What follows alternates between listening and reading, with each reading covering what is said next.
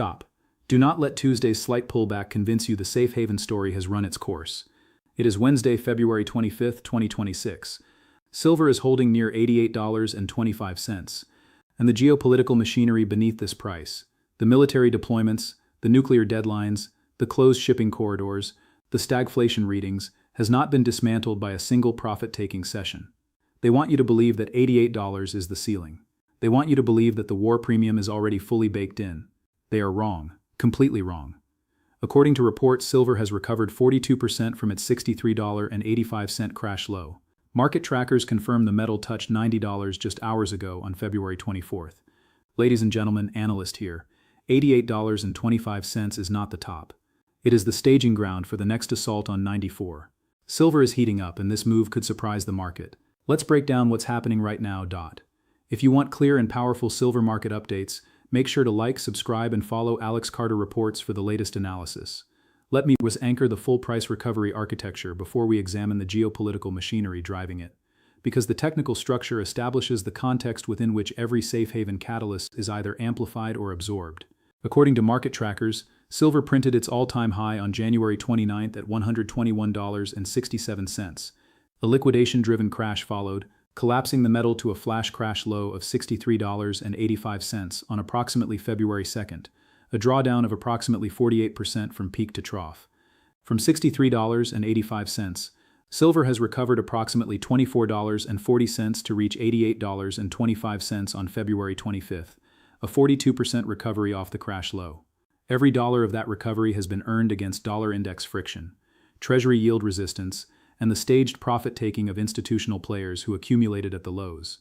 Reports confirm that during the week ending February 22nd, COMEX silver futures advanced $4.38, or 5.62%, to $82.34. Gold gained $34.60, or nearly 1%, to $5,080.90 in the same week. Silver outpaced gold by more than 5-to-1 on percentage terms, a differential that signals structural beta expansion rather than mere speculative momentum. On February 23rd, silver futures settled at $88 flat, rising $3.43, or 4.06%, as Chinese buyers returned to the market following the Lunar New Year holiday. By February 24th's late session, analysts note silver had surged to $90.48, a 3.86% single-session gain. The metal then retraced to $88.25 entering February 25th, as dollar strengthening and profit-taking created friction without reversing the structural direction. Gold's trajectory amplifies the safe haven signal above silver's move. Sources confirm gold rose $117, or 2.29%, to $5,248 on February 23rd, described as a sharp monthly high. By February 24th, gold had pushed through the $5,400 level, a threshold that market intelligence described as a decisive barrier break. That advance from $5,080 to $5,248 to $5,400 across 3 consecutive sessions is the gold market confirming that the geopolitical risk premium is not fading. It is intensifying. Silver at $88 is catching up to that acceleration with a slight delay, the delay that creates the opportunity. Reports confirm the gold-silver ratio compressed to 57.3 on the February 24th session, down from levels above 80 seen just 18 months prior. This sustained compression represents one of the most consistent ratio shifts in the modern precious metals market. The further this ratio compresses, the more silver's percentage gains outpace gold's on each additional upward leg. The line in the sand sits at $83 to $84, the key support zone identified by institutional technical analysis. Above that level, the launchpad configuration from 88 to the analyst consensus target zone of 90 to 94 remains fully intact. The geopolitical infrastructure beneath silver's $88 price on February 25th is not a single catalytic event. It is a 3-layer architecture of simultaneous crises converging on the same safe haven demand mechanism, and each layer is at a different stage of escalation, ensuring that even if one resolves temporarily, the other two maintain the structural bid. The first layer is the Iran-Hormuz confrontation sequence. According to intelligence sources and confirmed reports, on February 3rd, Revolutionary Guard Navy gunboats reportedly attempted to seize a U.S.-linked tanker in the Strait of Hormuz, escalating the confrontation from naval posturing to active interdiction attempts. On February 16th, Iran conducted large-scale naval drills, including temporary closures of shipping lanes, triggering a 7% jump in oil prices over 48 hours. On February 17th, Iranian forces maneuvered around tankers and live-fire exercises with photographs confirming the physical execution of the threat demonstration. Iran simultaneously issued a notice to airmen warning pilots of potential hazards during missile tests, a second-layer warning sent through aviation channels that operates independently of the maritime signal. As per intelligence reports, the USS Gerald R. Ford carrier group, described as the world's largest warship, is heading toward the Gulf, joining the USS Abraham Lincoln, which already has nearly 80 aircraft stationed approximately 700 kilometers off Iran's coast. This constitutes one of the largest U.S. naval buildups in the region since the 2003 Iraq invasion. Analysts note that Iran's parliament last year approved a domestic legal motion authorizing closure of the Strait of Hormuz, providing the legislative framework for escalation that goes beyond messaging. The Strait of Hormuz is approximately 35 kilometers wide at its narrowest, with about 3,000 vessels transiting per month. It carries not just crude oil, but also LNG, fertilizers, copper, and aluminum, meaning a disruption event would be a multi-commodity supply shock, not merely an energy price event. Intelligence from a Swiss private bank indicates a temporary oil spike to $100 per barrel or beyond is plausible in a serious disruption scenario. Academic security analysts have described the potential consequences as carrying severe inflationary effects for the global economy. The second layer is the stagflationary economic environment that transforms every geopolitical spike into a structural precious metals bid rather than a transient safe haven reflex. Reports confirm that Q4 2025 U.S. GDP growth came in at 1.4%, while inflation remained at 3.4%, a combination that analysts describe as a textbook tagflationary signal. The Federal Reserve held rates steady at 3.5 to 3.75% at its January meeting, while developing an internal rift over whether to cut rates to support slowing growth or consider hikes to combat tariff-driven inflation. Fed Chair Jerome Powell's term expires in May 2026, adding a leadership transition uncertainty into the equation at the most volatile policy moment in years. Analysts note this policy paralysis historically acts as fertilizer for precious metals rallies. The non-yielding nature of silver actually becomes advantageous when the alternative is a central bank that cannot credibly commit to its rate path. Furthermore, sources suggest the new 10 to 15% global tariffs are creating what analysts are calling a pincer movement.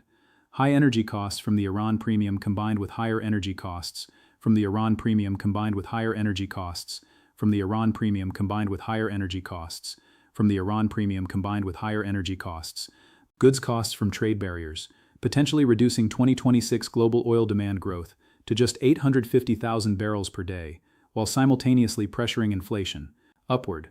The third layer is the Greenland crisis and European institutional instability. According to reports, the White House threatened a 25% security tariff on all EU goods if Denmark did not negotiate the transfer of Greenland. European military contingents subsequently deployed to Greenland for joint exercises with Danish forces, a direct military standoff with U.S. interests that sent gold up nearly $400 in a 10-day span during January. Adding to the European institutional anxiety, reports indicate that ECB President Christine Lagarde addressed market rumors about potentially departing before her October 2027 term concludes, clarifying that her baseline was to finish the term but acknowledging the existence of alternatives. When the chief of the European Central Bank must publicly deny an exit rumor during a period of military confrontation on European territory, the institutional confidence premium for safe haven metals draws additional European sovereign allocation flows. The sentiment architecture on February 25 reveals a market where institutional intelligence is diverging sharply from retail positioning, and the divergence favors the structural holders against the headline reactors. The most important new sentiment input entering February 25 is the Chinese physical demand re-entry. Reports confirm that after an 8-day pause following Lunar New Year, Chinese markets reopened, and silver in China advanced approximately 8 to 10% on the first day back, taking direct cues from the international geopolitical environment. Analysts specifically attributed the 3.86% silver surge to $90.48 on February 24 to post-Lunar New Year Chinese physical buying, with solar manufacturers returning as aggressive buyers in the $85 to $90 range. Institutional brokerage analysis confirmed the 5.62% COMEX silver advance during the week ending February 22 was driven by increased post-Lunar New Year liquidity and firm industrial demand from solar and aluminium sectors. This is not speculative inflow. This is end-user industrial demand that cannot substitute, cannot wait, and does not respond to diplomatic communiques. The honest counter-signal in the sentiment picture is the Indian physical market. Analysts note that physical silver in Mumbai is currently trading at a discount of approximately 1,000 rupees to MCX futures, indicating subdued domestic industrial demand. Sources suggest the silver rally has been driven more by global investment flows and Chinese demand than by Indian fabrication demand. When prices rallied previously, the Indian physical market did not respond with fabrication buying. This is the sentiment bear's strongest argument. A market advancing primarily on investment flows and Chinese industrial demand, with India's massive physical market sitting on the sidelines at a discount, is not yet firing on all cylinders. The Indian demand latency is both a risk and an eventual accelerant. When Indian industrial buyers and retail investors re-engage, the demand support broadens substantially from its current base. The silver miner equity response provides an institutional confirmation layer that operates through a completely different mechanism than spot price. Reports confirm Pan American Silver advanced over 3%, and Hecla Mining climbed 1.5% on the February 19th session, with intelligence suggesting any potential U.S. military action against Iran could last for weeks. When a senior market intelligence professional tells Reuters that the timeline for potential military action is measured in weeks rather than hours, the safe haven premium has a duration argument. Duration argument equals accumulation opportunity, not reactive trading. The ETF flow recovery data provides the longer arc institutional picture. Sources confirm gold ETF inflows during the week ending February 13th totaled 14.8 tons, below the average weekly inflow of 27.1 tons recorded at January's peak accumulation phase. But the direction has turned positive after the post-crash liquidation. The institutional bid is returning. Central bank accumulation continues to provide the structural floor. Reports confirm China added 40,000 troy ounces to its gold reserves in January, extending a consecutive buying streak, now running 15 straight months. Poland raised its gold reserve ceiling. These sovereign-level allocations do not exit on profit-taking sessions. They are the bedrock beneath $88 that the weak hands cannot see because they are too focused on Tuesday's close. The Global South sovereign framing closes the sentiment architecture. Market intelligence confirms nations in the Global South are increasingly treating precious metals as the only truly neutral reserve asset, fearing that dollar-denominated reserves face structural erosion from shifting U.S. trade policy.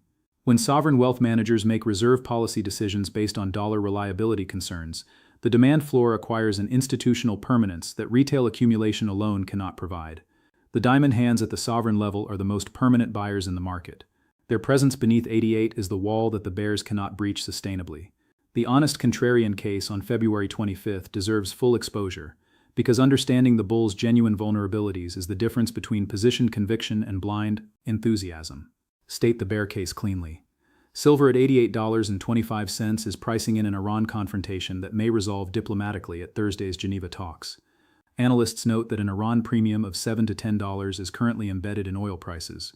If U.S. envoys successfully negotiate a nuclear enrichment framework for sanctions relief, the fear premium deflates rapidly. One senior analyst specifically framed the entire gold advance from $4,842 to $5,250 as being driven almost entirely by the Iran war, premium warning that a breakthrough deal could erase those gains in a single session. Intelligence from J.P. Morgan explicitly states that silver lacks the central bank backstop of gold, meaning any de-escalation shock triggers disproportionate downside in silver compared to gold. If Geneva prints a deal, silver tests 83 to 84, the tourists exit, the diamond hands accumulate at the dip and prepare for the next leg. Now state the bull counter argument with equal directness. The stagflation underpinning exists independently of Iran. GDP at 1.4%, inflation at 3.4%, a paralyzed Federal Reserve whose chair exits in May. These numbers do not reverse on a Geneva handshake. The tariff-driven pincer movement on the global economy continues regardless of Iranian nuclear compliance. Analysts suggest that the fiscal losses from the Supreme Court's tariff ruling may ultimately force the Federal Reserve toward another round of quantitative easing because the losses will have to be absorbed by someone. If quantitative easing returns, the silver safe haven narrative runs on monetary debasement arguments rather than geopolitical ones. The threat vector shifts.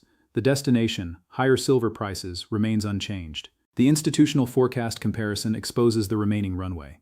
BMO Equity Research targets gold at $6,500, citing persistent inflation risks and sustained central bank buying. JP Morgan's base case calls for gold at $6,300 in this cycle, with an extreme macro scenario opening a path to $8,000. Analysts note that if Iran escalation reaches direct kinetic conflict by mid-March, a move toward $6,300 is not only possible but likely.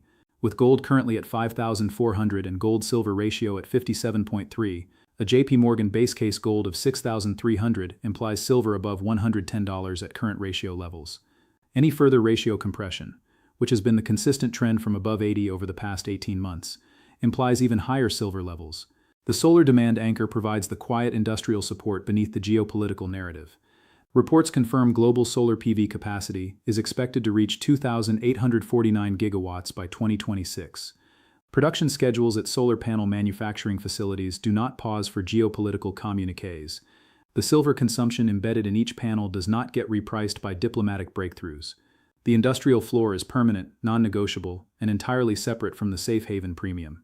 Even if every geopolitical risk resolves simultaneously, Iran deal, Greenland resolution, tariff rollback, the solar fabrication demand continues consuming silver at rates that the current global mine supply cannot satisfy. The structural deficit is the tortoise. The safe haven premium is the hare. The tortoise always wins the race. But when the hare is also running, as it is on February 25th, the combined velocity is extraordinary. The battle plan for the weeks ahead from $88.25. 5 levels, 2 scenarios, 1 binary date, 0 emotion permitted. Level 1, $63.85. The flash crash anchor, the absolute floor of the 2026 recovery architecture. The spring was compressed maximally at this level. Everything above it is the spring's release. This level is not a trading reference. It is the historical marker that tells you the magnitude of the current advance and the magnitude of the remaining measured move. Level 2, $83 to $84. The key support zone identified by institutional technical analysis, the key June Sen level that silver must hold on any Geneva-driven diplomatic pullback. This is the line in the sand. If silver closes below 83 on volume, the diplomatic risk scenario is actively repricing the war premium. Above 83, the advanced structure is intact, and every pullback is an accumulation opportunity. This is the tactical stop-loss reference for any position entered at current 88 levels. Level 3, $88.25. Your current operational zone on February 25th. Dollar strength from the DXY recovery and profit-taking from earlier accumulators are creating friction at this level. This friction does not invalidate the structure, it tests it. Every session that closes at or above 88 is a confirmation that the bull structure is absorbing the headwinds and preparing the next advance. Level 4, $90. The level silver touched briefly on the evening of February 24th before retracing to 88. This is the immediate psychological resistance requiring conversion to support. Analysts specifically named 90 as the first target on the path to 94 to 95. A confirmed session close above 90, particularly on a session where geopolitical escalation provides the catalyst, activates the assault on the neckline zone at 92 to 94. Level 5, $90 to $94. The analyst consensus target cluster. Multiple institutional voices have cited this range as the medium-term destination, 90 as the first target, 94 to 95 as the extension objective. Sources suggest the technical resistance in the 92 to 94 range must be cleared for the structural completion of the current advance. Above 94, the coiled spring fully releases. The measured move toward 104 activates the path to 110 to 120. The range of the January all-time high zone comes back into scope. Scenario 1. The escalation confirmation. Thursday's Geneva talks produce no breakthrough. The mid-March nuclear deadline with Tehran approaches without compliance. Intelligence confirms military action timelines measured in weeks. Oil gaps toward $70 to $80. The Iran war premium expands rather than contracts. Silver gaps through 90 on the first confirmation session. 92 to 94 neckline resistance is tested within days. Diamond hands positioned at 85 to 88 capture the complete 90 to 104 advance. The stagflation premium compounds the geopolitical premium. $100 enters the conversation. Scenario 2. The Geneva breakthrough. A framework deal is signed. The war premium deflates. Oil retraces from 66 toward mid-60 range. Silver retraces toward 83 to 84 K June support. This is the gift. This is not a reversal. The solar demand floor does not retreat. The Chinese industrial bid does not retreat. The central bank accumulation does not retreat. The monetary debasement argument, QE probability rising, does not retreat. Accumulate at the dip. The structural advance resumes within 2 to 3 sessions as the non-geopolitical fundamentals reassert their floor. Your question for the comments. With Thursday's Geneva talks as the binary catalyst and the mid-March nuclear deadline as the medium-term trigger, do you see $88 as the last significant accumulation window before 94, or do you expect one more dip to 83 before the assault on 94 begins? Post your position below. This is Analyst here. The war room is positioned. The staging ground is 88. The destination is 94. The weak hands are watching from the sidelines. See you at the next level. That's it for today's silver update. The market is setting up for a potential big move, so stay alert and stay prepared. If you found this analysis helpful, don't forget to like the video, Subscribe to the channel and turn on notifications so you never miss an update. This is Alex Carter Reports, bringing you clarity in every market move. See you in the next one.